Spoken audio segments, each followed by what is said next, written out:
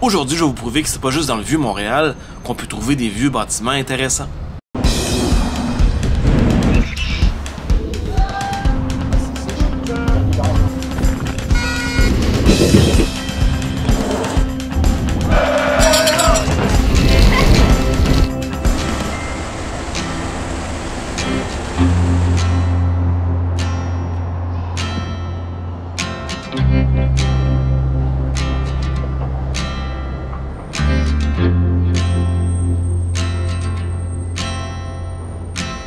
Donc, on commence notre petite promenade aujourd'hui au métro du collège, qui devrait peut-être s'appeler maintenant métro des collèges.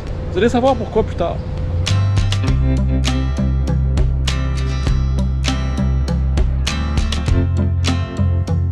Je suis aujourd'hui dans l'arrondissement Saint-Laurent, qu'on a appelé et qu'on appelle encore Ville-Saint-Laurent. C'est le plus grand arrondissement de Montréal, mais aujourd'hui on va se concentrer sur une toute petite partie, la plus vieille de l'arrondissement, le bien nommé Vieux-Saint-Laurent. L'histoire de Saint-Laurent commence dans les années 1600, alors que les Sulpiciens donnent des terres à Jean Décarie. Il fallait attendre 1687 avant que 3 des fils de Jean Décarie viennent s'installer ici. Et c'est en 1701, à cause de la signature de la Grande Paix, que d'autres familles viennent s'installer. Ben oui, on avait moins peur des Premières Nations.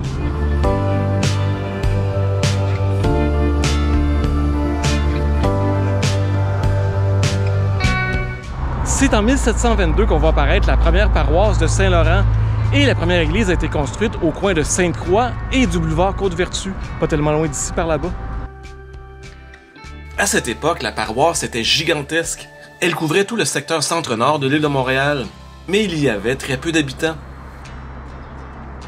C'est la première fois que je visitais vraiment le quartier et j'ai vraiment été surpris d'y voir de très vieux bâtiments. Le 10 août 1735, c'est la fête de Laurent de Rome, un martyr catholique. Et on en profite à cette date pour inaugurer l'église qui est derrière moi, l'église Saint-Laurent. Pour ceux qui se demandent, le fleuve Saint-Laurent a été aussi nommé en l'honneur de ce martyr catholique. L'église actuelle, elle, date de 1837 parce que l'ancienne église avait été endommagée par la foudre. Il a fallu la reconstruire. On dit que c'est exactement où je suis en ce moment que Louis-Joseph Papineau aurait fait le discours le plus important de toute sa carrière. Bon, je sais pas ce qu'il faisait aussi loin de Montréal, mais en tout cas, c'est un discours qui a contribué à la révolte des Patriotes. C'est en 1847 que sont arrivés les frères de Sainte-Croix et c'est eux qui ont fait bâtir le collège qui est derrière moi, le collège Saint-Laurent, en 1852. À l'époque, le collège faisait de l'enseignement général de niveau secondaire. Et c'est là qu'a été créée la troupe de théâtre Les Compagnons de Saint-Laurent, qui comptait parmi ses membres les plus célèbres Jean Duceppe, Jacques Letourneau et même Félix Leclerc.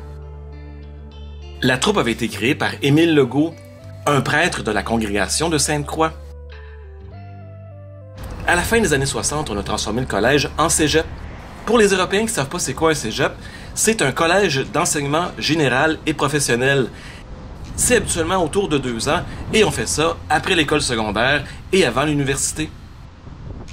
Évidemment, on a beaucoup agrandi le collège avec les années. Et même si le cégep est très beau de l'extérieur, disons que son intérieur est un petit peu ordinaire. Bon, disons que je suis un petit peu jaloux. Ce cégep-là a pas mal plus de gueule que le cégep de Bois-de-Boulogne où je suis allé quand j'étais jeune.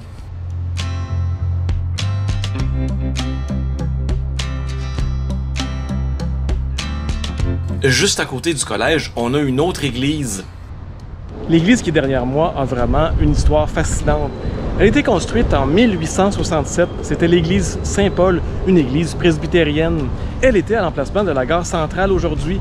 Et quand justement le CN a voulu construire la gare centrale, ben les frères de Sainte-Croix ont acheté l'église et ils l'ont déménagé ici en 60 jours, pierre par pierre. C'est fou! Les frères de Sainte-Croix ont acheté cette église pour seulement 1 $. Mais évidemment, ça comptait pas les frais de déménagement et de reconstruction. Les frères ont évidemment transformé l'église presbytérienne en église catholique. Mais aujourd'hui, c'est un musée. C'est le Musée des métiers d'art du Québec.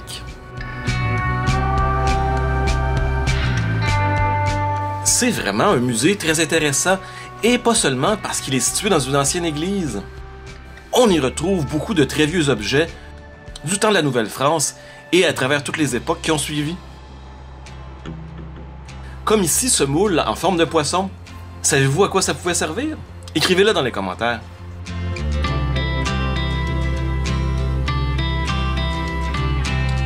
Il y avait vraiment plein de choses à découvrir, comme ici ces sculptures inspirées par le conte de la chasse-galerie.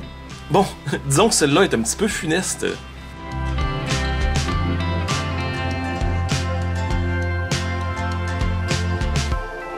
J'étais vraiment tout seul dans le musée, mais je vous invite vraiment à venir le visiter.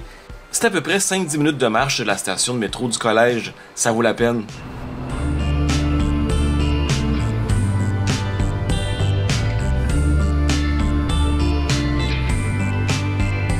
Quand je vous disais que la station de métro devrait changer son nom pour des collèges, c'est parce que derrière moi, il y a le collège Vanier, donc un cégep lui aussi. Ça doit être les deux cégeps les plus rapprochés de tout le Québec. En effet, le cégep Vanier est vraiment collé sur le cégep de Saint-Laurent. En fait, il y a juste l'église Saint-Laurent entre les deux. Pourquoi il y a deux cégeps aussi rapprochés? C'est parce que le cégep Vanier est un cégep anglophone. Et il a été construit dans l'ancien couvent des Sœurs de Sainte-Croix. Bon, évidemment, lui aussi a beaucoup été agrandi avec les années. À voir tous les terrains et les pavillons qu'il y a en arrière, je croirais que c'est un des plus gros cégeps de toute l'île de Montréal. En faisant ma visite de l'intérieur, j'ai vu plusieurs affiches qui disaient « No gambling ». Est-ce que les jeunes anglophones de Montréal ont plus de problèmes de jeu que le reste de la population? C'est une bonne question.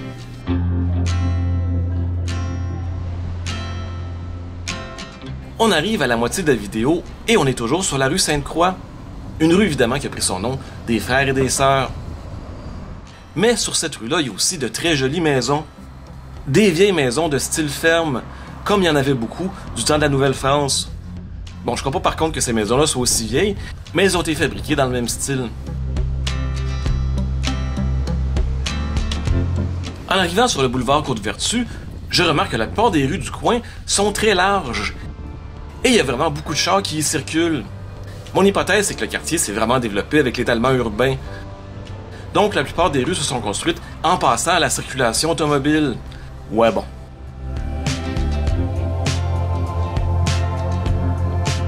Je trouve ça vraiment fascinant qu'après 12 ans de Capitaine Montréal, il y a encore des quartiers complets que j'ai pas encore découverts. C'est des belles découvertes en plus. Vous remarquez qu'on m'entend mal, le son était pas très bon. C'est parce qu'à Saint-Laurent, il y a vraiment beaucoup de vent. Et côté bruit, il y a aussi beaucoup d'avions qui passent au-dessus de l'arrondissement. En fait, ces avions empruntent des corridors aériens qui s'en vont directement à l'aéroport Pierre-Éliott-Trudeau, qui est pas très loin, à Dorval.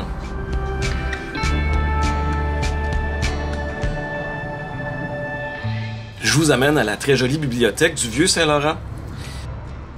Ici, à partir de 1893, c'était l'hôtel de ville de Saint-Laurent.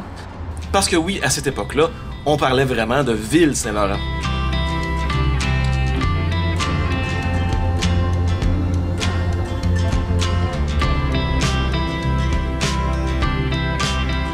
Je vous amène maintenant sur le boulevard des Caries, une voie très importante car c'est là que passait le tramway à partir de 1896. Et c'est le tramway qui a vraiment fait que la ville s'est développée rapidement. Je suis pas un grand fan du boulevard des Caries, mais disons qu'ici, ils ont vraiment fait un très beau travail pour le rendre convivial. Des efforts qui ont vraiment contribué à créer une belle petite vie de quartier. Je m'enfonce comme ça encore plus dans le secteur résidentiel et je remarque de très jolies maisons. Comme celle-ci qui a été construite en 1929. On dirait presque un manoir de Bavière.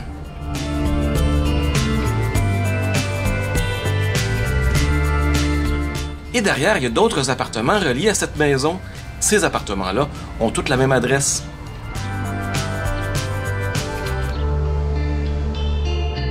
Une chose que j'ai pas mentionnée encore, c'est que Saint-Laurent est un arrondissement très multiculturel. 54% de la population est immigrée. Les immigrants viennent surtout du Liban, de la Chine et du Maroc.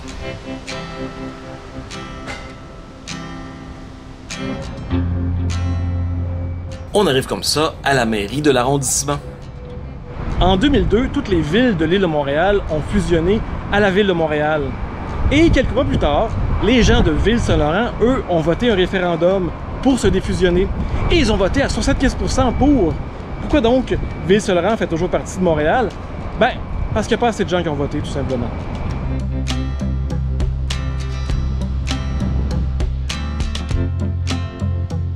En terminant, je me dois de mentionner qu'il y a plusieurs grands parcs et très beaux parcs dans l'arrondissement de Saint-Laurent, comme ici le parc Baudet, dans lequel il y a une très belle fontaine avec un beau monument. Ce monument rend hommage à tous les habitants de Saint-Laurent. Ben oui, cette capacité qu'ont les gens de différentes origines à très bien s'entendre et à vivre en paix. Saint-Laurent nous offre un beau message non seulement pour les Montréalais, mais pour tous les Québécois. Alors, j'espère que cette courte vidéo sur le vieux Saint-Laurent vous a plu.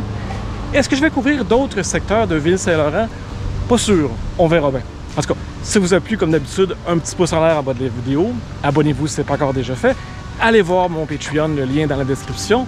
Et là-dessus, on se dit à très bientôt.